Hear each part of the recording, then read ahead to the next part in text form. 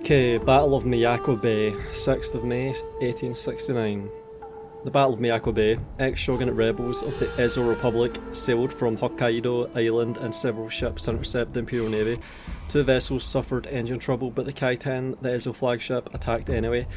Even samurai bravado could do a little against Imperial Gatling guns, and the Imperial army's landing on Hokkaido was not prevented. So we're getting into the first naval historical battle in this series, which is pretty cool. I don't really know Empire or Napoleon, but they might have had some naval battles as well. I'll be really surprised if they didn't, but I don't know about those games. They never really appealed to me. So to me this is like the first naval historical battle that's orchestrated and designed, which is cool. So this is a good view into how Creative Assembly thought how naval battles should be when they were at their best as well, because after this we just had Rome 2, which was just a mess, and naval battles included.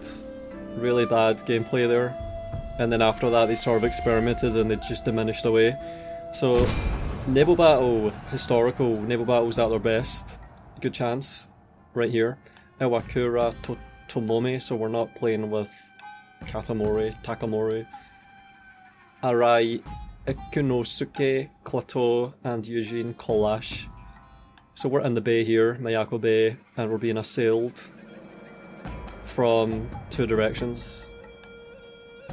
Coastal batteries are here. Let's do this.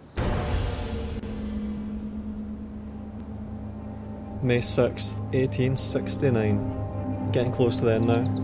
Miyako Bay, northeast Japan. The mainland is now firmly under imperial control. However, to the north, Shogunate loyalists have established a breakaway Ezo Republic. The Republic controls a good proportion of the former Shogunate navy.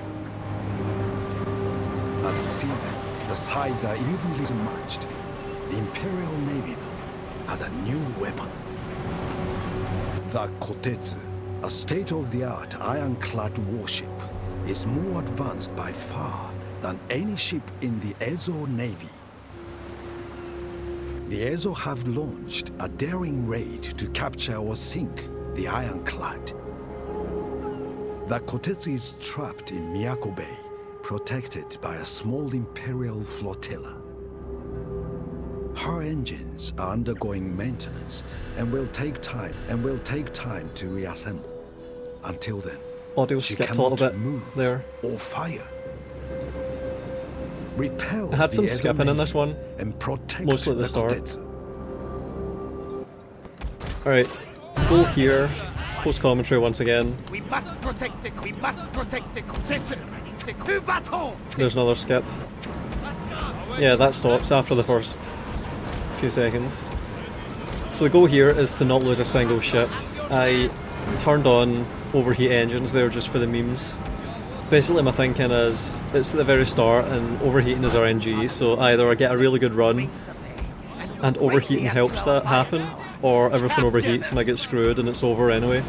So I just used overheat engines right at the start for the hell of it, and this is one of the worst outcomes where you have like two ships that just start burning immediately and they've got to stop and they've got to put out the fires, douse the fires, but at the same time it sort of gives you an immediate spreading out of your ships, which is what you want. The ships that don't get on fire can go out and do whatever tasks need to be done further out.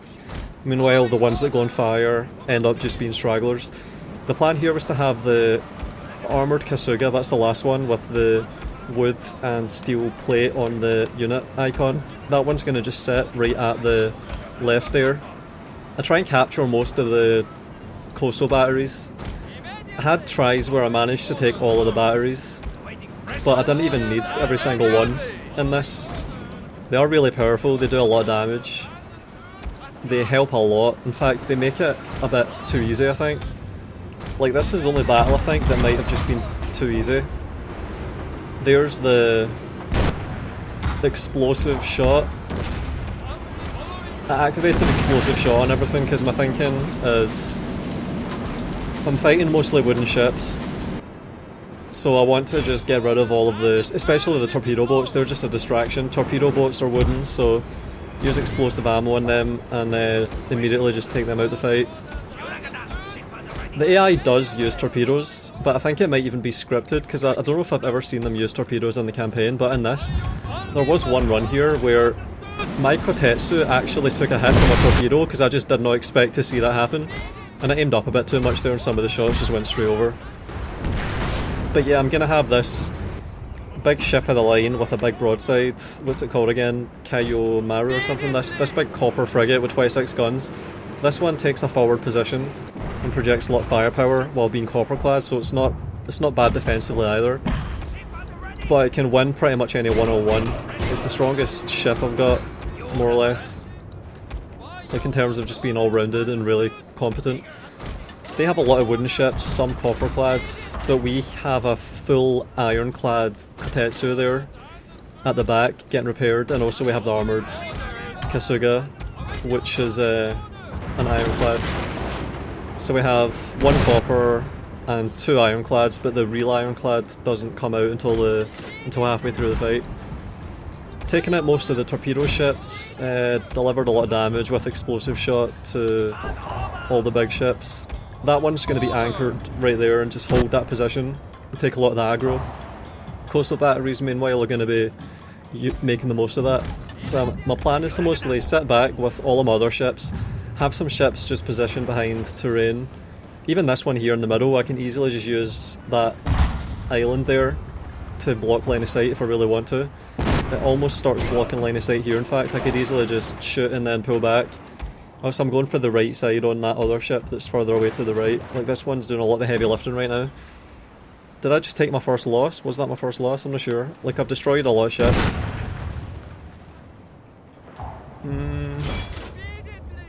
I think that was my first casualties right there, actually, yeah.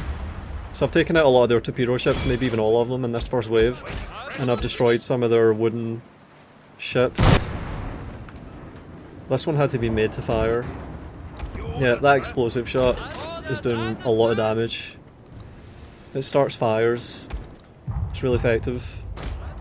The torpedoes have not gotten involved yet. The two torpedo ships, they are sitting back. That's my group 1, the two torpedoes.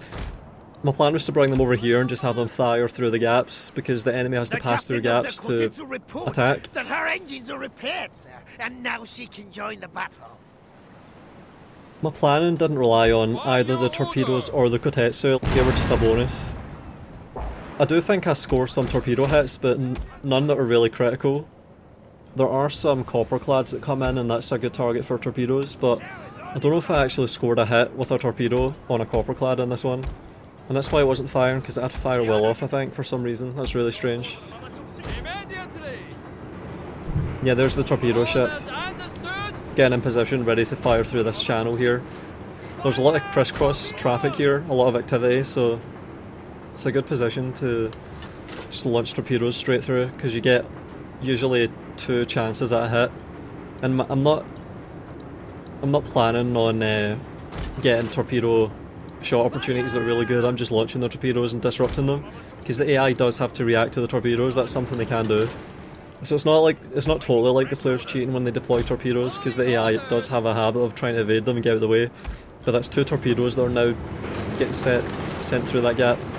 And I'm taking fire here a little bit. And the Kotetsu is coming forward now. There's 2 torpedoes out.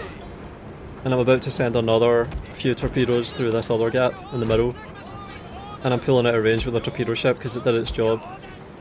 The Kotetsu has really high velocity, high power guns, and it can fire advanced armor piercing shells. Look, there's the coastal batteries just wrecking them. Like, I don't even need to really do my own damage, but I do that as well. I just add on my own damage. They're sailing right into a big fucking gauntlet here. There's torpedoes getting sent through, there's coastal batteries hitting everything.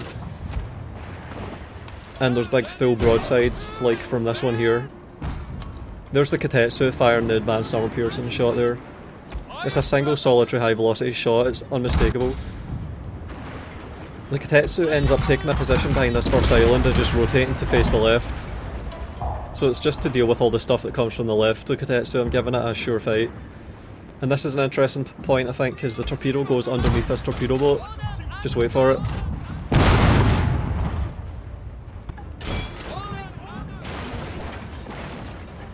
No wait, it's the next one. No wait, it's not, oh yeah, it might have been there. See the torpedo boats, they're a shallow hull. Oh man. That torpedo wasn't even needed there. That was scoring a direct hit, but it got taken out just in time. And that's the second torpedo that follows up out the fight. Because that wreck is probably going to take the hit. Oh man, look at that. That was the copper clad on the right. I think it got coastal batteried mostly. I think I was doing some damage to it. Alright, now my Kotetsu's got a forward position here. So I just need to rotate it and have its forward gun facing into all this crap. The back of my Kotetsu just takes a little clip there from that broadside, but it's alright. And look at that, that was the copper clad, holy shit.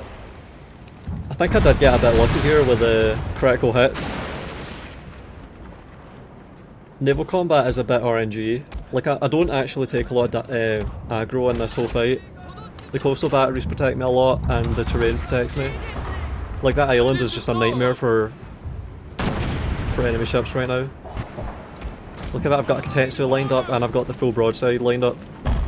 Segment loaded, sir! Fast reloads. In these fights, you're basically just selecting all your units and clicking fast reload every fucking 30 seconds or every minute or something. It's really spam festy. I really don't like those magic buttons, they're kinda annoying. Like, see, overheat engine, that's something that comes with a drawback, and it makes sense. There ostensibly would be a option to overheat engines in the heat of combat, and you'd have to make a decision there, it makes sense.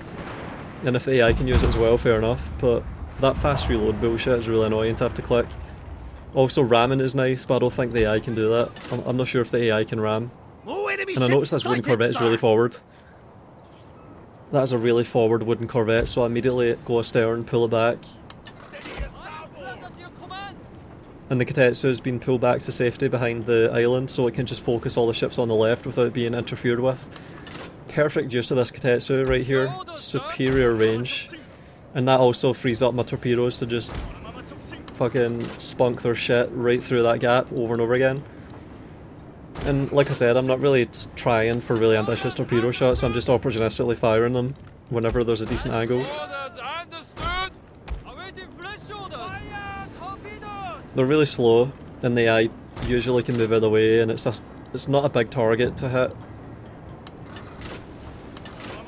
But yeah, my Corvette is pulling back and it's making good pace out of there. It's going to probably retreat to a safe distance. I just need it to get basically in line with everything else, so it's not going to get focused by all of their broadsides.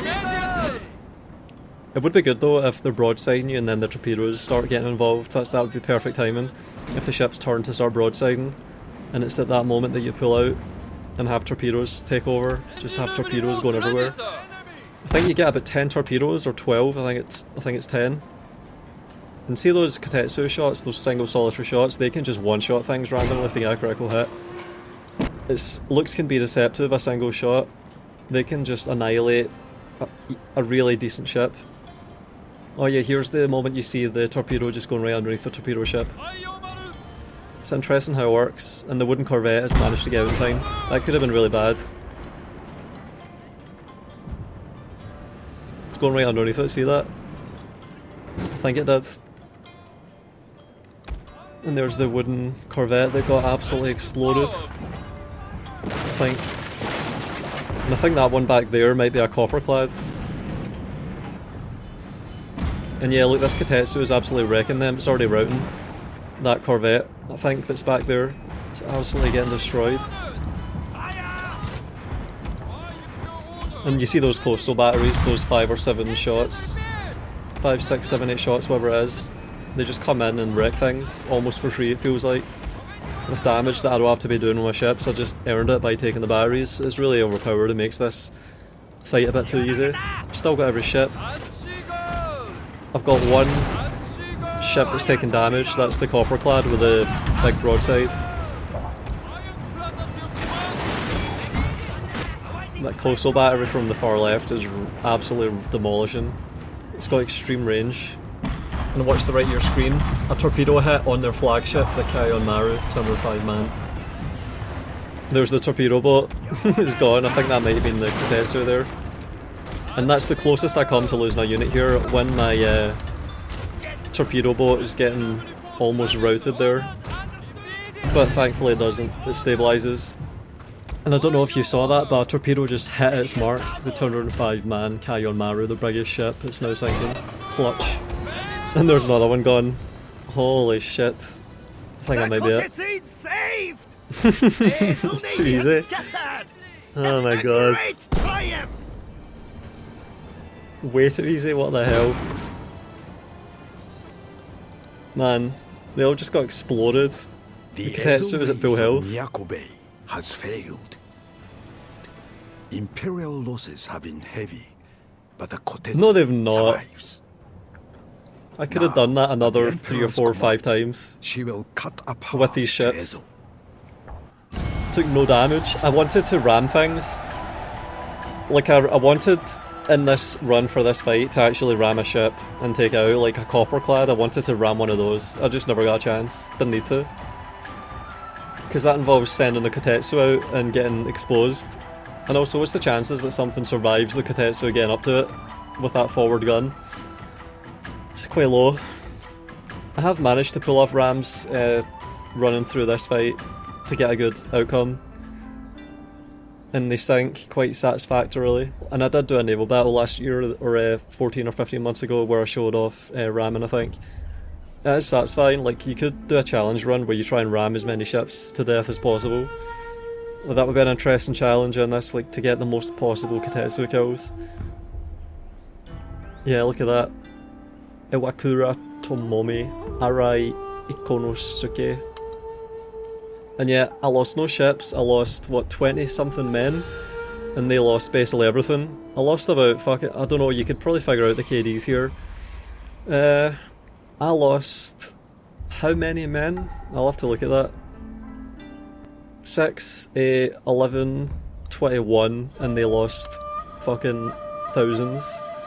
They lost, yeah, over 1,000 or something. In their attempt to capture the Kotetsu, and the coast of Aizu Island is defenseless.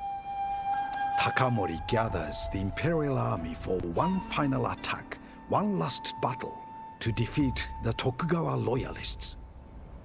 The Aizu defenders dig in at Hakodate to make a final stand. We're almost done. Hakodate is up next, and this one is a real challenge to do a good job in. Interesting challenge, interesting scenario. See you in that one. If you're a fan of my work and want to support me, then check out my Patreon, because I do my best to give out perks, which includes updates on what I've got planned and what I'm thinking. Special thanks to Matteo Olivetti, Nathan Black and Badr Nasser.